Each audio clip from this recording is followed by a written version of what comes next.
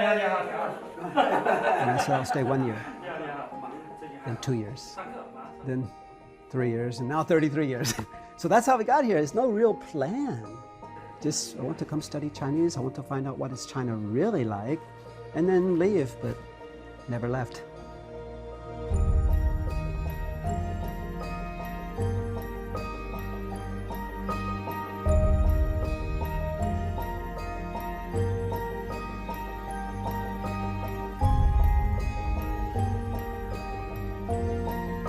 In 1994, we drove around China, but the reason we did that is I first started writing letters home to let family and friends know what China's really like. And then I started writing articles about China because the media was all these kind of twisting things, so I wanted to show different perspective.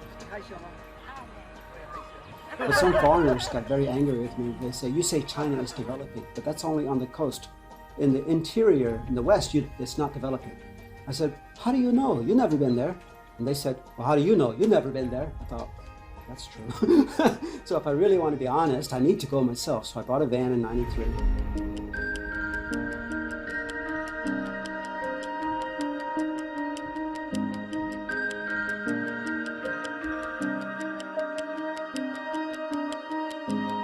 We were pretty amazed. It really was developing in all of China. It was so poor.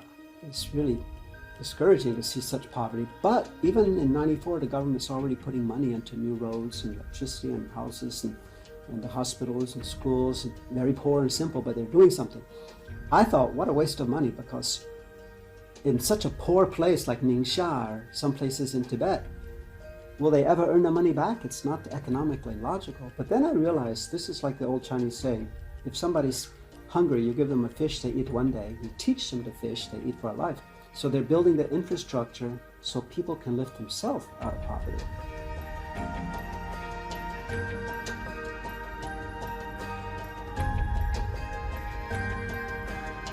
See, it's a very fast trip. It's like riding a horse looking at flowers, you know? We went around very fast, but it showed us every corner of China. Every place has developed. Not just pieces to showcase, to show foreigners, the whole country. I was amazed because we went back to the places that we saw in '94, like Ningxia. Ningxia was so poor back then. It was like one color, dirt. But these places now not only have developed, but they developed and at the same time they've greened. I've got photographs I took in Ningxia and Jiayuguan Desert. 25 years ago, it was just dirt, sand. Today it's green. But what really moved me is the volunteers. Like teachers and doctors and students from Xiamen University. A lot of Xiamen University for a long time helping Ningxia and Tibet. And especially the party secretaries in these really small, poorest villages. They call them the first party secretary. I got a new nickname. I call them barefoot secretary, because 50 years ago they had barefoot doctor, because the doctor lived with the poor people. Today these secretaries live with the poor people. And they know every family, and they know the situation, and they know the problems, and they help them develop. And one other thing impresses me is that people are so grateful. I had two farmers, one in Ningxia, one in Yunnan, both say the same thing. They said, 25 years ago, we were frogs in the bottom of the well, but only see a small part of the sky. And they said, both of them said, today we're free. I said, why? And they said, good policy. I said, why good policy? They said, because the government knows our problems and they care for us. It's the biggest country in the world, biggest population, to be able to do that. If China can do that, a lot smaller countries should be able to fight poverty too. In a Hong Kong South China Morning Post a few years ago, an Englishman said, the biggest difference between China and the United States is not that one is socialist and one is capitalist. He said the biggest difference is one country is run by engineers, China, and the other is run by lawyers. America, 44 presidents, 25 are lawyers. But the Chinese, a lot of the leaders really are engineers, and they have practical skills to build the country. And the more I learn about China's history, the more I see this isn't new.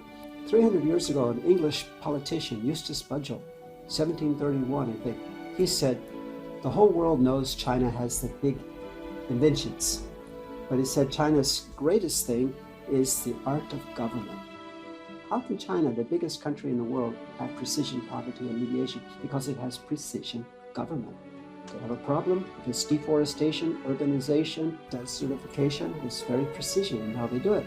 So if they can do precision poverty alleviation, I had faith they can do precision fighting COVID-19 or precision fighting any other modern problem. That's why I have faith in China. Last year I came back from the US in March 21st.